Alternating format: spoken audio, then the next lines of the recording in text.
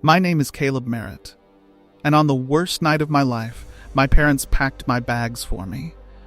Not metaphorically, literally. My mother folded my shirts and stacked them in the suitcase I'd had since college.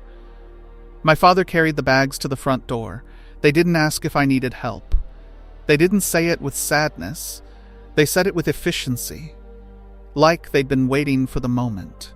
Like the moment my job was gone, so was my place in their home. I stood in the hallway of the house I grew up in, watching my father zip my suitcase, and I thought, this is it. This is the bottom. But here's what neither of them knew. Here's what I hadn't told a single person in my family. 3 months earlier, I had signed the deed on a 4-bedroom beach house 40 minutes from where we were standing. And I had paid for it in cash. Before I tell you how that's even possible, take a second to like and subscribe, but only if stories about people being underestimated and then proven completely right mean something to you. And drop a comment telling me where you're watching from and what time it is. I genuinely love reading them. Now let me take you all the way back, because this story doesn't make sense without the beginning. I grew up as the middle child in a family that ran on achievement. Not the gentle, encouraging kind. The comparative kind. My older brother Nate was the blueprint. Engineering degree. 6-figure job at 24. Drove a car my father pointed at every time he wanted to make a point. My younger sister Jess was the surprise prodigy. Scholarship to a prestigious art school, internship in New York at 20. The kind of trajectory that made relatives lean across Thanksgiving tables and beam. And then there was me. Caleb, who studied business, graduated with decent grades, and spent the first 3 years of his working life bouncing between mid-level marketing roles that paid enough to not be embarrassing, but not enough to be notable. I was not the blueprint. I was not the prodigy. I was the one my parents described at family gatherings with a particular kind of diplomatic vagueness. Caleb's in marketing, my mother would say, in the same tone she'd use to describe a piece of furniture that was functional but not particularly attractive. He's figuring things out. I was always figuring things out. That's how it was framed, as an ongoing condition rather than a process with an end. My father was a structural engineer. Precise man, valued certainty, measurable outcomes, paths with clear trajectories. He respected Nate's work because he could understand it. He respected Jess's talent because it produced things he could see. My work, digital strategy, content ecosystems, audience growth, existed in a space he couldn't fully visualize, and therefore couldn't fully validate. He tried. In his way. But trying in his way mostly meant asking questions like, so when does this become more stable? Or what's the ceiling on that kind of work? As if my entire career was a ceiling fan that needed checking. My mother was warmer, but warmth distributed unevenly is its own kind of cold. She celebrated Nate loudly. She celebrated Jess loudly. She celebrated me quietly, privately, in ways that somehow never made it into the main conversation of the family. I moved back home at 27.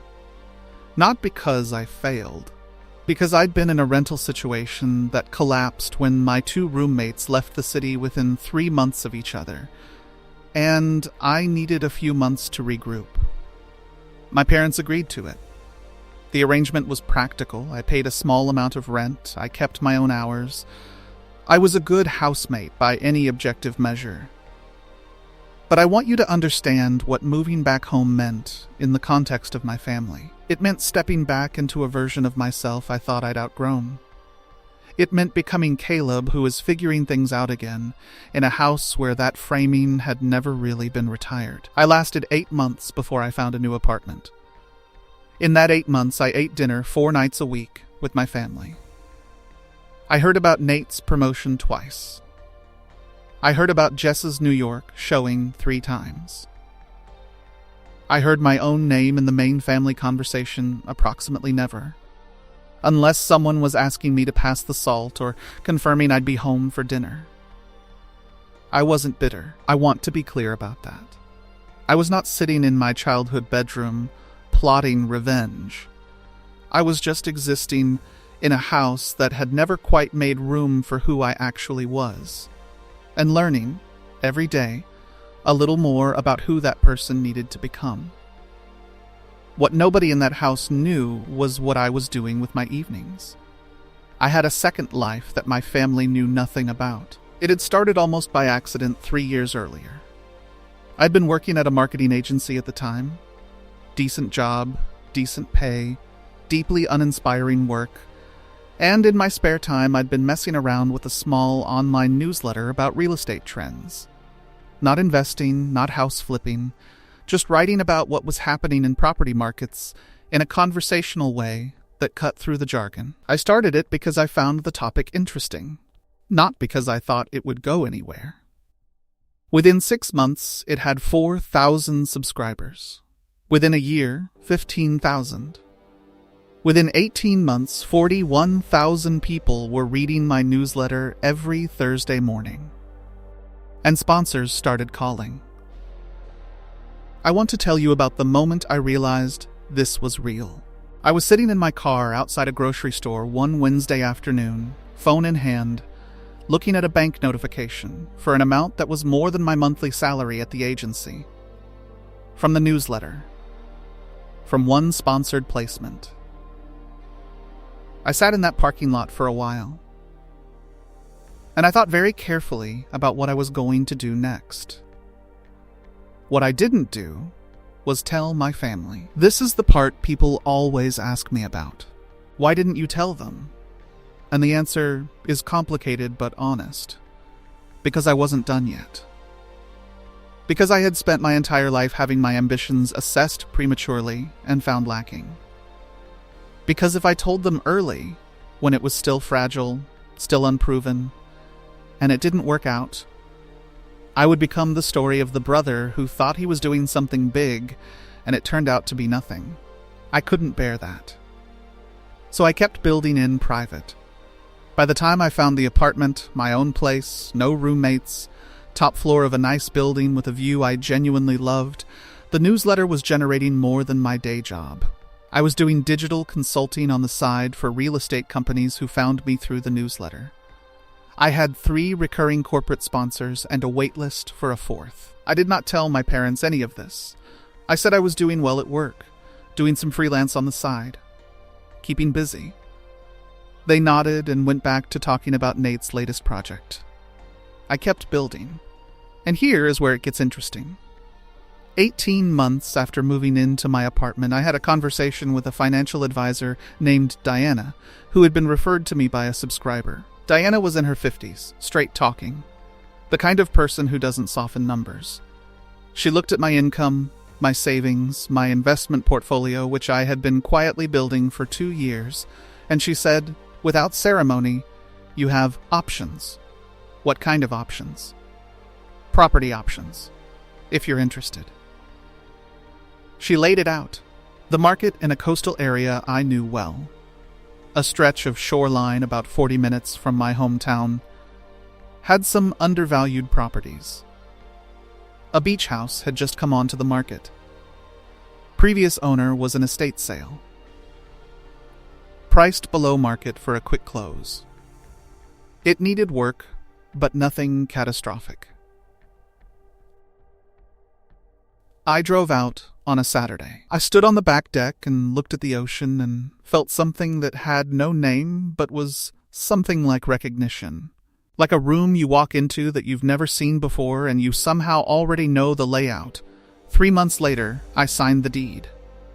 I told no one. Not because I was ashamed, not because I was hiding. Because I had learned a long time ago how to keep my most important things private until they were ready. And this wasn't ready yet. I had plans for the house. Renovation plans. A timeline. I was going to spend the next year slowly transforming it and then decide. Keep it. Rent it. Do something with it.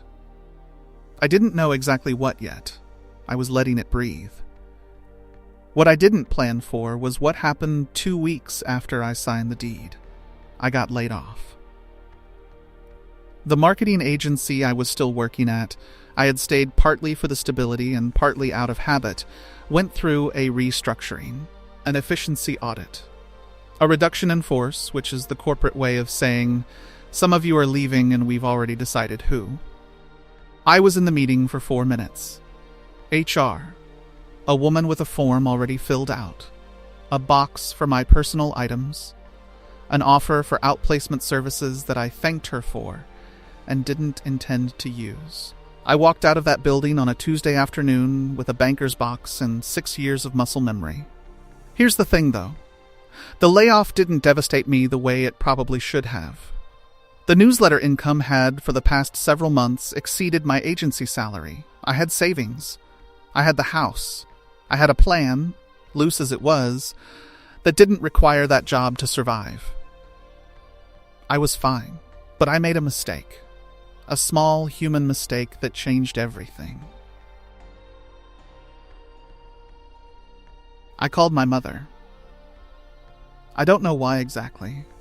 I think I needed to tell someone. I think after a day like that, you reach for connection reflexively, the way you reach for a familiar mug in the morning. I told her I'd been laid off.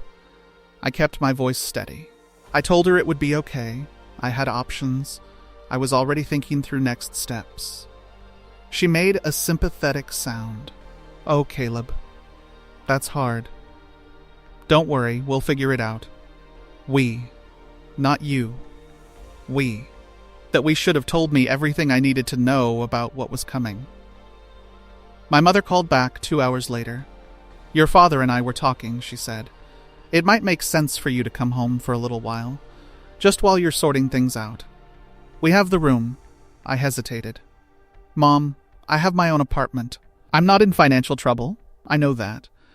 But it's a lot to manage, rent and bills and a job search. Let us help. I appreciate it. I'm okay, though. She made a soft sound that wasn't agreement. That night, I went to bed thinking nothing more of it. I was wrong. 3 days later, I drove to my parents' house for Sunday dinner. Routine.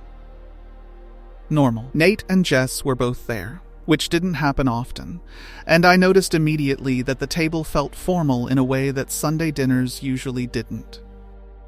My mother had made the good dishes, the ones she brought out for occasions. I looked at Nate. He gave me a look I couldn't fully read. Halfway through dinner, my father put his fork down and looked at me with the expression he made when he was about to say something he'd prepared. Your mother and I have been discussing your situation, he said. My situation. You've been at that apartment for almost 2 years. It's a nice place. Expensive place. He said expensive the way you'd say unnecessary. With the job gone, it makes no sense to keep burning through money on rent while you're searching. We want you to come back home. I set my own fork down. Dad, I'm not burning through money. I have savings. The apartment is manageable. How long will your savings last? Long enough. I have some income coming in. The freelance stuff? He said freelance the way he said expensive. Caleb, that's not a foundation. That's a bridge. It's more than a bridge, actually. I've been doing this for... We're not saying you failed, my mother said quickly, reaching across the table in the way she did when she was managing things. We're saying let us support you while you get back on track. Back on track. Like I had derailed. I looked around the table. Nate was examining his plate. Jess was looking at me with something that might have been sympathy, but was also, if I was being honest, slightly tinged with the relief of not being the one in the hot seat for once. I appreciate the offer, I said carefully. But I want to handle this myself. My father's jaw tightened in the way it did when he felt he was being dismissed. Caleb, you're 29 years old, you've just lost your job, and you're sitting on a lease that costs more than... I own the apartment, Dad. I bought it. Silence. I hadn't meant to say it. It came out reflexively, as a correction. My mother blinked. You bought it? I bought the apartment. 2 years ago. I took out a small mortgage. I own it. The table recalibrated. I could feel it. Nate looked up from his plate for the first time.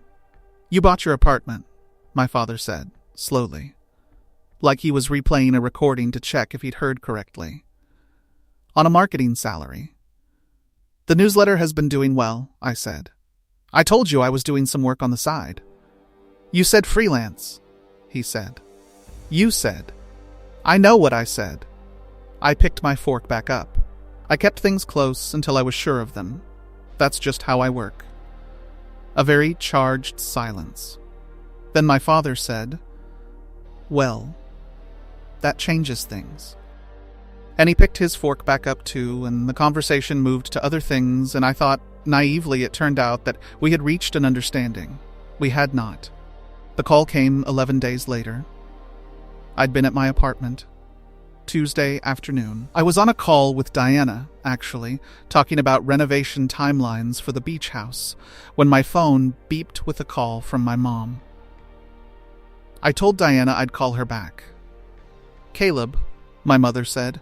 Her voice had that particular texture it got when she'd made a decision and was calling to inform rather than discuss. I want you to know that we really think this is the right thing. What is? We've set up your old room, freshened it up. Your father thinks it's the practical choice while you're transitioning. Mom, I sat down. I told you at dinner. I'm not in trouble. We know you bought your apartment. But who knows how long before you're working again, and I'm already working. The newsletter is a full-time income. I've been telling you this. A pause. I just think, she said carefully, that a newsletter isn't the same as a real job. And it's okay to say that. Caleb, there's no shame in coming home while you sort out a proper next step. A newsletter isn't the same as a real job. I held the phone very still. Mom, I said. I'm fine. I don't need to come home. Thank you. But no. She made the soft sound that wasn't agreement. And I thought it was over. It was not over. My father showed up at my apartment on a Thursday afternoon. I opened the door, and he was standing there with his hands in his pockets, which he did when he was working up to something. Your mother and I need to talk to you, he said. I let him in. We sat at my kitchen table. He looked around my apartment with the expression of a man recalibrating something. This is a good place, he said. Thank you. A pause. The newsletter. How much does it actually bring in? I told him. Precisely. I showed him on my laptop, revenue reports, sponsor agreements, subscriber numbers. He looked at the screen for a long time without speaking. Why didn't you tell us? He finally asked. Because it needed to grow before it became a conversation. He was quiet for another moment. Your mother is worried about you, he said. I'm not going to apologize for that. That's what parents do. I know, I said. But I'm okay. I'm better than okay. I just need you both to trust me. He looked at me, really looked, in the way he sometimes did when he was setting aside the engineer's habit of measuring things and trying just to see. Okay, he said. Okay, Caleb. He left. I thought we had turned a corner. 3 days later, the night I will never forget, the phone rang at 9:30. It was my mother. We need you to come over, she said. I drove to my parents' house, not knowing what I was walking into. I walked through the front door and into the hallway, and I stopped. My suitcase was by the door, my old suitcase, the one I'd left in their attic. fully packed, zipped and standing upright. Next to it, a duffel bag with what looked like extra things my mother had collected from my old room. Books, a jacket, a box of things. My mother was in the hallway. My father stood at the edge of the living room. I looked at the bags. I looked at them. What is this? My voice was very quiet. My mother pressed her lips together and said, "Sit down, sweetheart." "I don't want to sit down. What is this?" "Caleb." My father came forward. His voice was the measured voice, the one he used for difficult decisions he'd already made. "We've been talking to Nate." That sentence did something to the temperature of the room. What does Nate have to do with anything? He's been going through some things. He and Kelly are having difficulties. They're working through it, but they need space, and my mother paused. Nate needs a place to stay for a while. His own space. Somewhere he can have privacy while they sort themselves out. I stood there. "Your apartment," my father said. "It's your place, we understand that. But Nate doesn't have anywhere to go right now. And you're between jobs, and we thought. You thought I should give my apartment to my brother." "Not give," my mother said quickly. "He'd pay you rent." "A fair amount." "And where would I live?" "Here," she said. "With us. While you're looking for work." I stared at the suitcase. They had packed it. They had gone into their attic, pulled out my suitcase, packed it with things from my old room, and set it by the door. Before calling me. Before asking. Before saying, "Hey, Caleb, what do you think about this?" They had made the decision and presented me with the luggage. "Nate," I said slowly, "is having marriage trouble.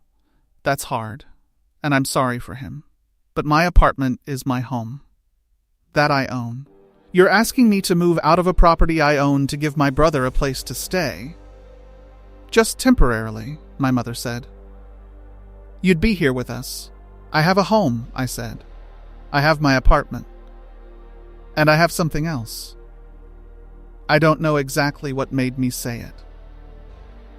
The suitcase by the door. The decision made before I walked in. The years and years of Caleb who is figuring things out being shuffled around like a piece in someone else's game.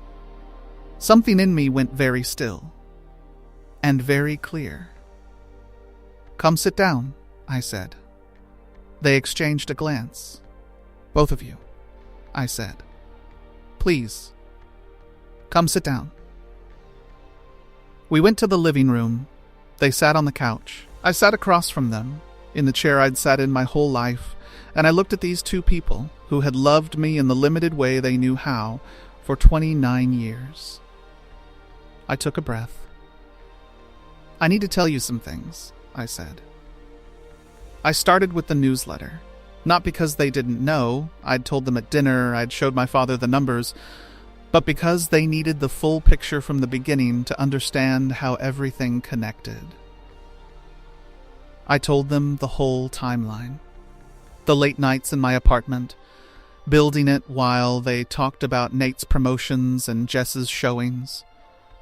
The 4,000 subscribers that became 15,000, that became 41,000, the sponsors. The consulting income. The quiet 2 years of building something real while being characterized as someone who was still figuring things out. My mother started to say something. I held up a hand gently.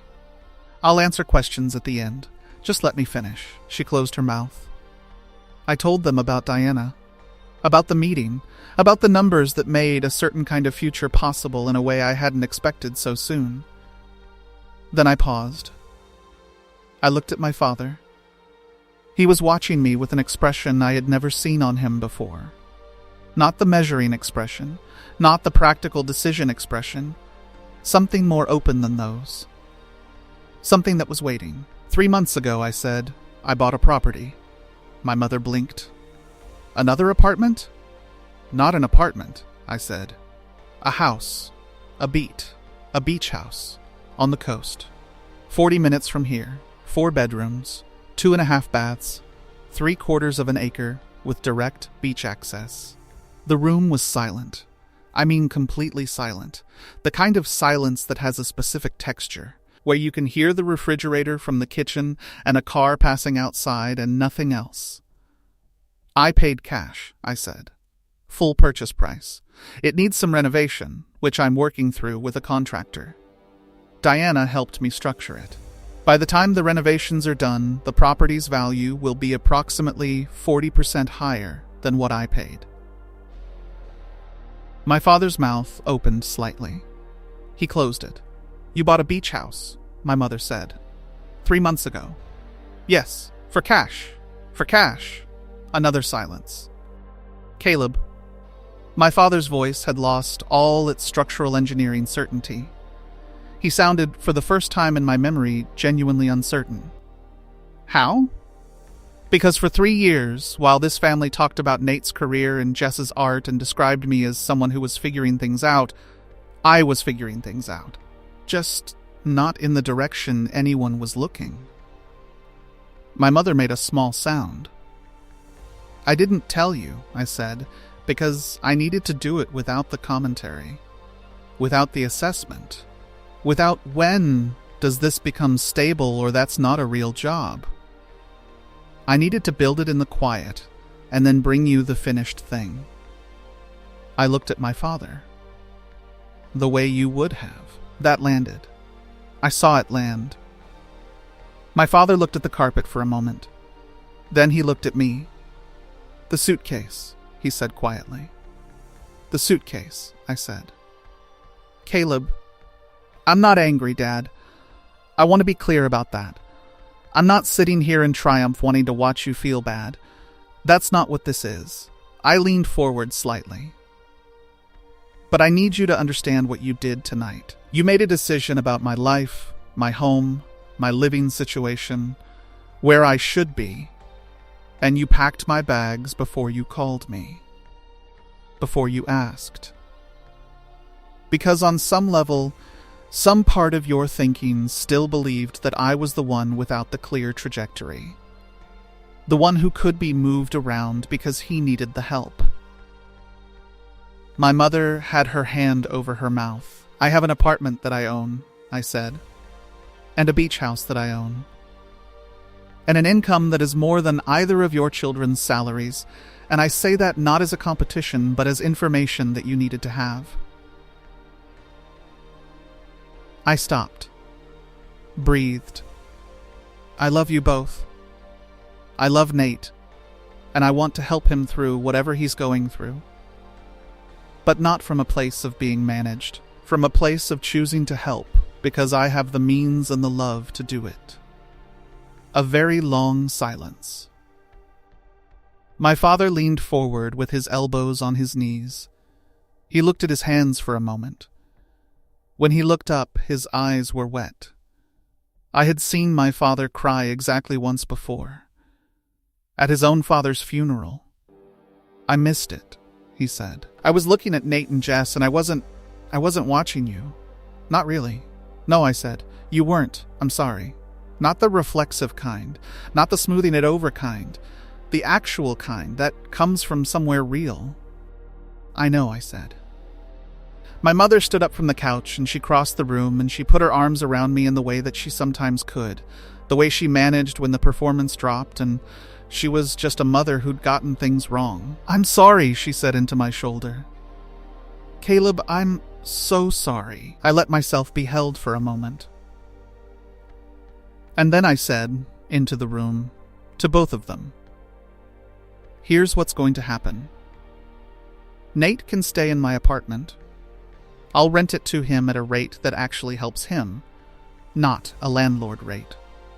I'll cover the difference on my own, because I can, and because he's my brother."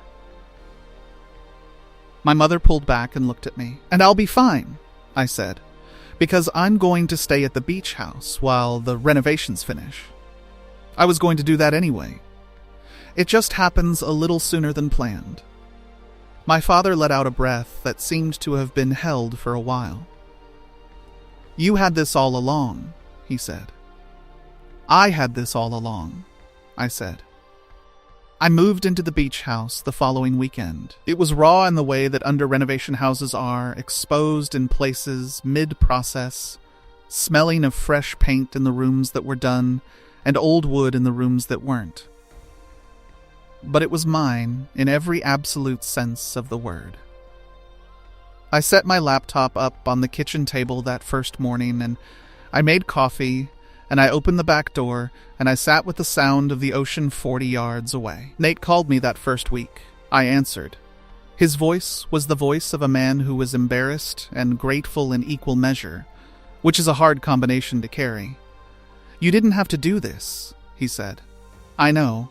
Mom told me what happened. With the bags." He paused. "That was wrong." "It was. I would have figured something else out."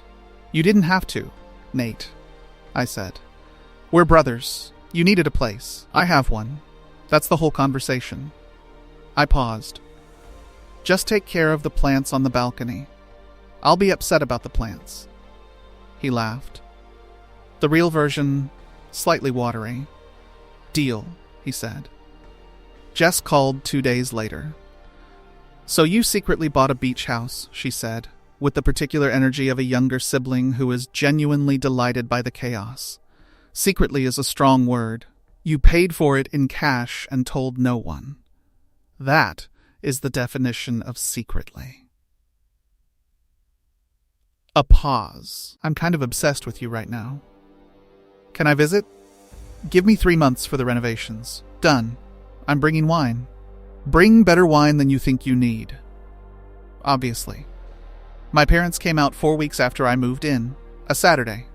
My father drove, which he always did, and my mother brought food in containers the way she always did when she visited a new space, like she needed to feed the house itself into welcoming her.